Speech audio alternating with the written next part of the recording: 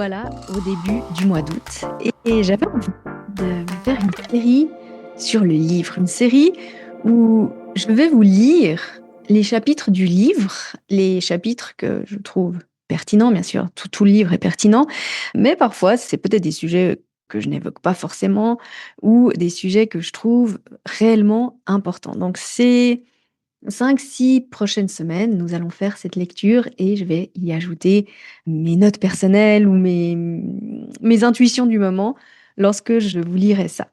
Donc sans plus attendre, j'avais envie de commencer par l'introduction parce que j'ai envie que vous réalisiez dans quel état d'esprit j'étais lorsque j'ai eu ma grande réalisation que j'avais, je vais vous le lire, hein, j'avais déjà fait beaucoup de choses, j'avais déjà vu aussi une coach, j'avais enfin plein de choses et finalement, j'avais quand même pas la vie amoureuse que je voulais, hein. J'étais devenue une femme que j'admirais beaucoup, j'avais beaucoup évolué et j'avais l'impression que cette vie amoureuse, elle ne collait pas justement à la femme que j'étais devenue. Elle ne collait pas à mon lifestyle et qu'aucun homme ne collait à ce lifestyle.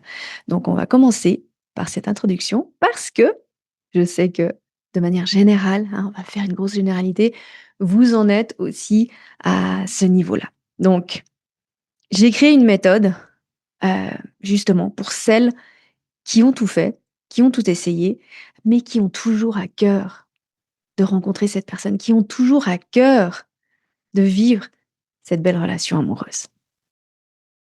Alors, sans plus tarder, j'avais tout essayé, lu plein de bouquins, vu une tonne de thérapeutes, suivi des coachings, des ateliers. Je suis même passée chez l'exorciste. Et j'étais toujours célibataire. Et même pire, mon schéma s'aggravait. Après avoir vécu des relations qui duraient quelques années, je vivais des relations éphémères. Ce n'étaient même pas des relations. Je tombais amoureuse de celui qui ne voulait pas être avec moi et je rejetais celui qui voulait l'être. Je connaissais bien mon schéma et mes comportements saboteurs, mais c'était comme si je ne savais absolument pas comment les changer. J'étais de plus en plus perdue, jusqu'au jour où j'ai fait un audit de ma vie amoureuse. C'est à ce moment-là que j'ai créé Partenaire de schéma. J'ai rencontré Raphaël, qui est aujourd'hui mon mari. Et avec plus de 50 relations à mon actif, j'ai largement de quoi comparer. C'est la plus belle, la plus épanouie, la plus fluide des relations que j'ai eues. Une relation dont je n'imaginais même pas l'existence. Mais la pureté. Parce que vous savez, si vous êtes là, si vous écoutez, vous avez peut-être 30, 40, 50, 60, voire 70 ans, vous avez déjà été amoureuse. Peut-être certaines, vous êtes des cœurs d'artichaut, vous êtes des amoureuses de l'amour. Et comme moi, je l'étais, et vous êtes tombée amoureuse plusieurs fois, vous êtes été même mariée. Mais lorsqu'on a cette relation saine avec une personne saine et que nous-mêmes, nous sommes celles que nous étions supposées être à la toute base avant qu'il nous arrive toutes ces choses, l'amour est complètement différent. Il est plus beau, il est plus puissant, il est plus fluide, il est plus spontané. Il y a quelque chose de sain, mais qui à la fois nous rend complètement vivantes. Et vraiment, je souhaite que tout le monde puisse vivre cet amour. Je continue avec le livre. Parce que ce passage-là, je l'adore, cette phrase-là, je l'adore, c'est alors, si tu es célibataire ou en ce moment c'est compliqué, parfait, tu es exactement là où tu dois être. Pourquoi? Pas parce que tu as un problème ou des choses à régler, hein. Vous savez, on pense souvent qu'on a un problème, on pense souvent qu'on a quelque chose de très ancré. Non, tu es célibataire parce que tu veux vivre la relation. Cette belle histoire que peu de personnes prendront le temps de créer. Et pour cela, tu dois simplement aligner tes pensées, tes émotions et comportements avec ce que tu désires vivre réellement. Alors, je sais ce que tu penses. Oui, on l'a déjà faite celle-ci.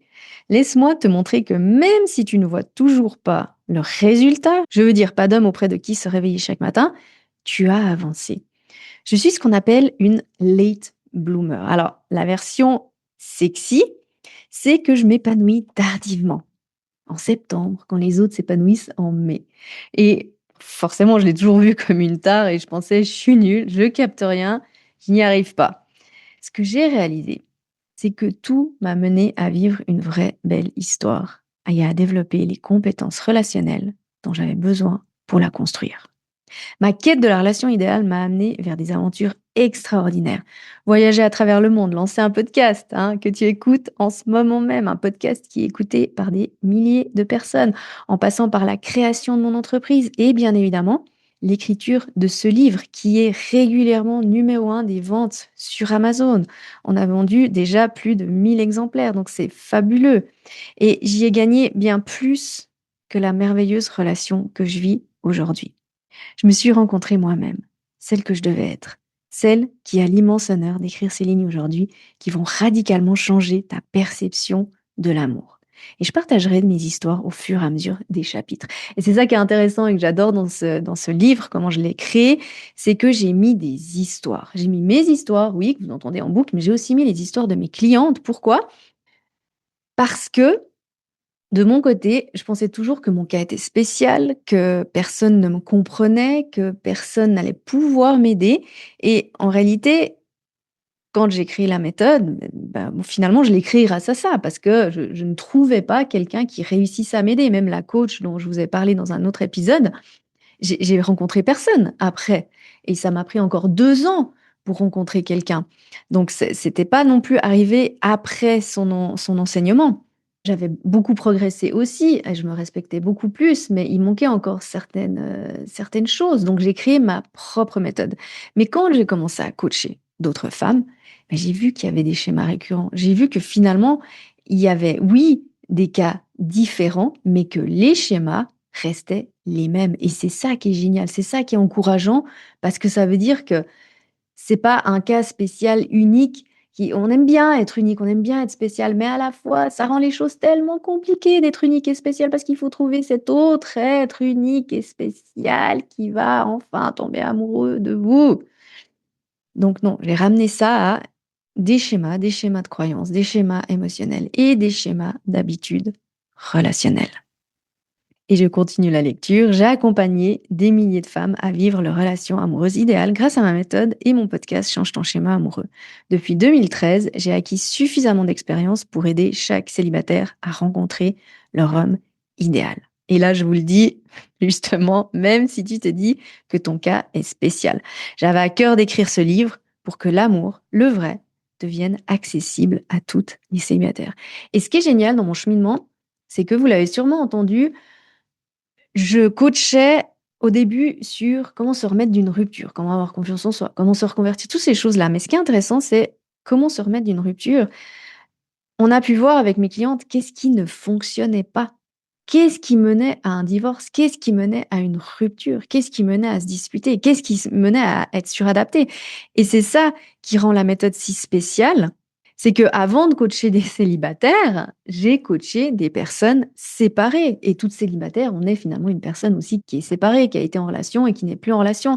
Et ce qui est intéressant, ce qui est, on pourrait dire, mon super pouvoir, c'est de voir les erreurs des autres, mes erreurs à moi, les erreurs du passé, et ne pas les reproduire.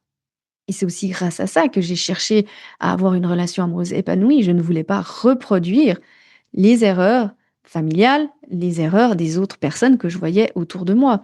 Et oui, il faut regarder comment les gens réussissent, mais il y a une grande part de qu'est-ce qu'ils font aussi pour échouer, pour ne pas vivre tout simplement ce qu'ils veulent. Et je continue la lecture avec ce ne sera pas un énième livre où tu attends d'être prête pour te lancer. Team, je suis pas prête, c'est mort, on y va, on se lance. Tu vas t'y préparer en pratiquant. Mon souhait est que tu passes à l'action. Dans chaque chapitre, tu vas avoir des exercices théoriques et surtout pratiques à mettre en place.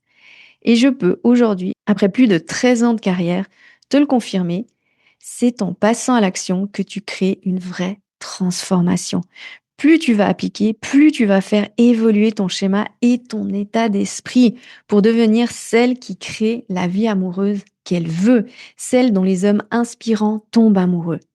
Fais des rencontres dès aujourd'hui, décide d'être prête et non, tu ne risques pas de manquer l'amour de ta vie si tu n'es pas prête. Ça, c'est un biais cognitif qu'on fait toutes et tous, mais si tu t'observes, tu le fais aussi dans ta vie pro, dans le sport, c'est: «J'attends d'être prête pour me lancer, j'attends d'être prête pour demander une augmentation, j'attends d'être prête pour, postuler à ce poste, j'attends d'être prête pour dire oui à des opportunités qu'on m'envoie, j'attends d'être prête pour demander à rejoindre cette team, cette équipe de sport».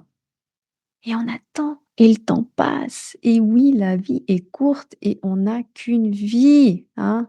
On a fait le podcast sur aller à son rythme, tue ses rêves. Pourquoi? Parce que on décide d'être prête et on se lance et c'est surtout en faisant, en pratiquant qu'on se rend prête, tout simplement. En réalité, à chaque fois que tu décides d'attendre, c'est là que tu le rates et c'est logique finalement. Quand on se dit qu'on n'est pas prête, on fait quoi? On reste chez soi, on fait pas de rencontres, on scrolle vaguement sur les applications de rencontres, mais sans conviction et on manque de toute façon l'homme de notre vie, en fait. De toute manière, on le manque. Parce qu'on manque en moyenne 4 occasions de faire la rencontre par semaine. Oui, même si tu es introverti et en télétravail. Tu sors faire des courses, tu vas au sport, donc tu croises du monde qui potentiellement peut t'amener à faire la rencontre. Plus tu vas t'ouvrir grâce à des nouvelles croyances et des actions différentes, plus tu vas faire de rencontres, plus tu vas pouvoir te mettre au diapason de ce que tu souhaites. Ton inconscient va gentiment ôter les disjoncteurs qu'il a créés pour que tu puisses voir les hommes avec qui ça fonctionnera à merveille. Tu renforceras ta confiance en toi, envers les hommes et en l'amour lui-même. Avec ton partenaire, si tu vois déjà quelqu'un, parce que je rappelle que la méthode, ça fonctionne aussi pour les personnes qui sont déjà en couple, pour les personnes qui sont aussi où c'est compliqué. Parce que qu'on soit célibataire ou en couple, les schémas sont les mêmes, hein, sont les mêmes. Avec ton partenaire, vous serez au diapason. De plus, tu sais comment ça fonctionne. Tu lis ce livre, tu as des prises de conscience, tu adores, et à la fin, tu te dis: «Oh, je ferai les exercices plus tard». Je faisais la même chose. Jusqu'à ce que je réalise que même en amour, je devais pratiquer pour changer réellement les choses. Alors n'attends pas d'être prête. Décide que tu vas te lancer et apprendre à voler en cours de route. Maintenant, tu me diras: «Ok, certes, mais si je souffre, si je me planque de mec, si je retombe dans mes travers, il me fait encore avoir». À juste titre, c'est ce que tu as vécu jusque-là et ce que tu vois en général autour de toi. On en discute souvent. Qu'est-ce qu'on voit en général autour de nous? Des couples qui se disputent, des couples qui se forcent à faire des choses pour l'autre, des couples qui se critiquent dès que à la moindre occasion, dès que l'autre est pas là, derrière son dos. Et forcément, quand on a déjà quitté quelqu'un avec qui on était en suradaptation permanente, avec qui on n'était pas heureuse, mais on n'a pas envie de retomber dans la même chose. Donc, c'est à juste titre qu'on a ces peurs. Mais c'est ce que tu as vécu jusque-là. Et ce que tu vois en général. Donc rassure-toi, on va travailler sur tout ça. Grâce à cette lecture, on va te sortir de la norme, casser ton schéma pour de bon. Nous sommes entrés dans une nouvelle ère. Depuis un moment déjà, hommes et femmes ont mélangé leurs rôles. Les frontières claires ont laissé place à un flou. Chacun des deux sexes doute de sa vraie place au sein du couple. Et pour certaines d'entre nous, et certains d'entre nous, de notre vraie place dans ce monde. Donc imagine dans le couple. Nous avons l'opportunité de redéfinir cette dynamique que nous souhaitons vivre. Tout redéfinir. Un couple à la fois. Et ça commence avec toi, avec cette lecture, parce que chaque être est unique et donc chaque relation l'est aussi. Je rappelle, vous êtes unique, la relation est unique, mais les schémas sont les mêmes. Les schémas de base sont les mêmes. C'est comme pour construire une maison, il y a des bases techniques que nous sommes obligés de suivre pour que ça tienne le coup. D'accord? Pour que l'eau, elle arrive jusqu'aux toilettes ou jusqu'à l'évier. D'accord? Et pour que les fenêtres, elles tiennent aussi, il y a des lois, même si toutes les maisons sont différentes, de couleurs différentes, en bois, en béton. Finalement, les bases restent toujours les mêmes. Les hommes sont arrivés avec les conditionnements du type: tu dois être forte et subvenir aux besoins de ta famille quoi qu'il en coûte.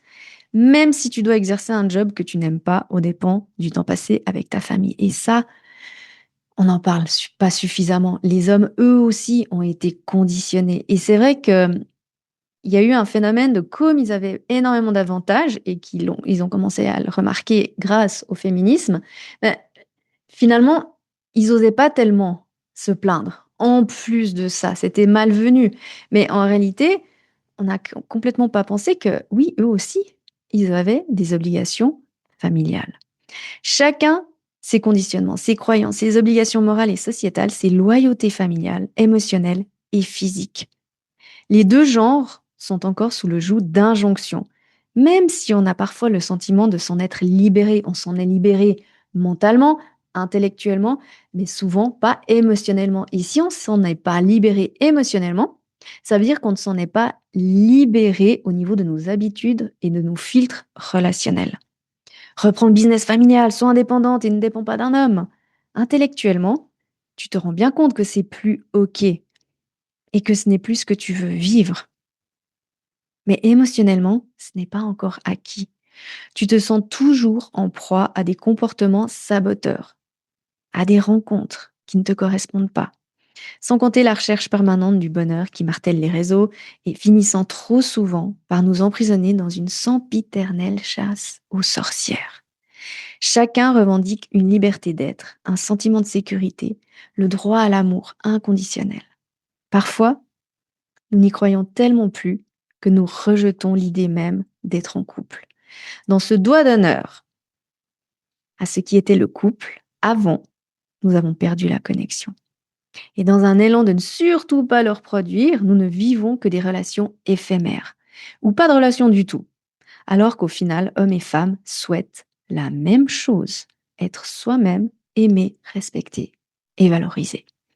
Sans être jugé, taclé, abandonné ou pire, ignoré, émotionnellement, verbalement et physiquement. Nous sommes à l'aube d'un magnifique renouveau, un nouvel équilibre qui impactera les générations à venir, grâce à un amour plus pur, plus sain, plus conscient, où chacun est libre d'être qui il est, libre de se réinventer au fur et à mesure de la relation, hein, parce que souvent c'est ça, on arrive avec un rôle, avec certaines casquettes, dans la relation, avec peut-être aussi une carapace, et on pense qu'on doit tenir ce rôle tout du long, alors qu'on peut se réinventer dans le couple. Et le couple peut se réinventer. Ça ne veut pas dire qu'on va se séparer, pas du tout. Ça veut dire qu'on avance et qu'on évolue et qu'on grandit ensemble. Et je continue avec la lecture. Donc se réinventer au fur et à mesure sans peur de descendre d'un piédestal imposé dont nous croyons nous être libérés, mais qui a simplement pris une nouvelle forme. Faisons place à l'amour inconditionnel, mais à nos conditions. Le couple est notre maison. Nous allons créer ton homme sweet home. J'ai pu depuis mes 27 ans créer ma vie amoureuse idéale, mon homme sweet home amoureux, et j'ai accompagné mes clientes à vivre leur propre relation idéale. Ce livre est l'essence de mon travail, le fruit de plus de 15 ans d'études de l'amour et de l'être humain. Il a évolué au fil des années. Au début, j'ai parcouru ce chemin pour moi, puis je l'ai adapté à ce que mes clientes vivent pour que chacune se reconnaisse et puisse l'appliquer dans sa propre situation. J'ai le souhait qu'il soit entre les mains de toutes les célibataires. Et à vrai dire, avec le recul, j'ai le souhait qu'il soit entre toutes les mains du monde entier. Parce que le célibat n'est pas une fatalité, mais parce qu'aussi, il y a tellement de couples qui sont beaux, qui devraient fonctionner et qui finissent par se séparer. Moi, ça me rend triste, ça me fait mal au cœur, alors qu'il faudrait faire quelques petits ajustements, tout simplement. Mais j'en reviens au célibat. Le célibat n'est pas une fatalité. C'est un schéma à briser. Nous pouvons toutes vivre la relation de nos rêves, une relation fluide, inspirante, où tu te sens suffisamment en sécurité pour être toi-même. Et une dernière note personnelle, à la fin de cette lecture, j'aimerais que tu t'ouvres déjà ces prochaines semaines, hein, c'est déjà cette semaine-là qui arrive, à cette possibilité. Est-ce que tu penses vraiment que tu peux casser ton schéma? Réfléchis-y cette semaine. Et j'aimerais que vraiment tu te dises, oui, je peux casser ce schéma. Et je vous dis à la semaine prochaine pour une autre lecture. Pour incarner ce dont je parle dans le podcast, tu as plusieurs options. Le livre Change ton schéma amoureux, que tu peux commander directement sur Amazon. Et pour aller plus en profondeur dans ton schéma avec des exercices concrets, le cours en ligne où j'enseigne la méthode complète Change ton schéma amoureux, où tu apprendras tout ce dont je parle dans le podcast et comment mettre en pratique, notamment partenaire de schéma, le sweet spot, la communication complice. Tu trouveras toutes les informations sur fannyjipa.com.